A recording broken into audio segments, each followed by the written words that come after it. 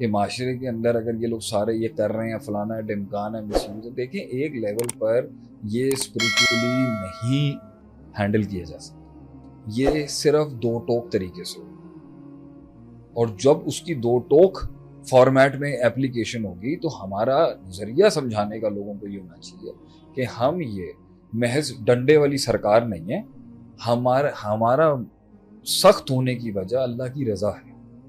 اللہ کا خوف ہے، اللہ کا ڈر ہے۔ قانون نافذ کرنے والا جب رب کی بات نہیں کرے گا نا،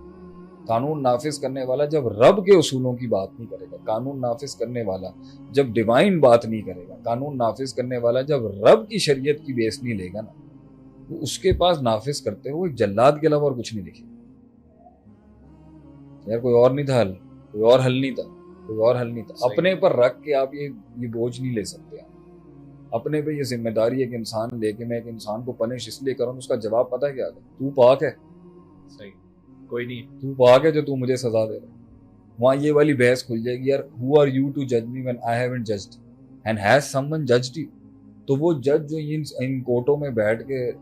فیصلے سنا رہا ہوتا ہے، کیا وہ پارسا ہے؟ وہ مفتی جو لوگوں کے فتوے دے رہا ہوتا ہے وہ خود پارسا ہے کیا؟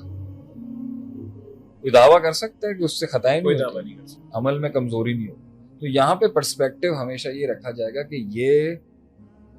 سسٹم کو یہ سمجھائی جائیں گی باتیں کہ بھائی ہمارے معاشرے کے اندر وہ بلائیں جو سپر نیچرل ہیں، وہ آفات جو سپر نیچرل ہیں، وہ کلیمٹیز جو ما فوق الفطرت، اور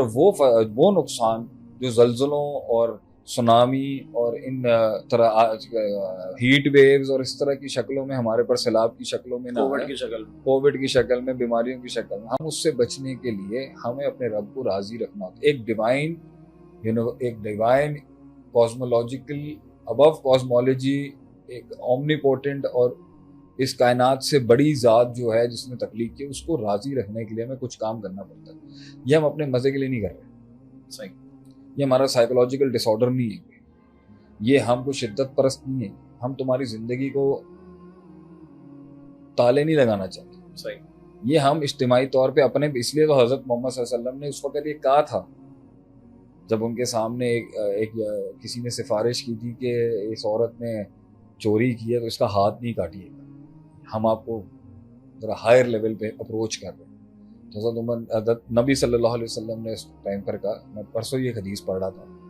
کہ تمہارے سے پہلے معاشرے اس لیے برباد ہوئے، وہ برباد کیوں ہوئے؟ ان پہ آسمانی عذاب ہے، اس سے مراد یہ نہیں تھا کہ وہ خود ہی تباہ ہو گئے، آسمانی عذاب ان پر اس لیے آئے، ان پہ بربادیاں اس لیے آئیں کیونکہ وہاں پر غریب کے اوپر تو قانون نافذ کیا جاتا تھا، مگر ہائر بینچز پہ ایلیٹ کلاسز کے اوپر اس سے لیوریجز لینے کے بہت زیادہ لوپ ہولز تھے۔ بالکل، تو پھر آپ نے اس کو اسٹیبلش کرانے کے لیے یہ بات تو کر دی، آپ نے پھر ایک سیکنڈ اس کو ایک بات آنر کر، اس کو مزید بڑھانے کے لیے کہا کہ اگر فاطمہ بنت محمد رضی اللہ تعالی عنہ بھی چوری کریں گی، میں ان کے ہاتھ کاٹتے ہوئے دوسری سوچ میں نہیں جاؤں گا، she will be given the same punishment۔ لیکن نبی کے خاندان میں ہم ایسا سوچ بھی نہیں سکتے، لیکن آپ نے رول اسٹیبلش کرا ہے، ڈیٹرنس کریٹ کی وہاں پر کہ بھائی یہ جو میں کرنے جا رہا ہوں نا، یہ اللہ کے لیے ہم کرتے ہیں، صحیح، تمہارے فائدے کے لیے کرتے ہیں۔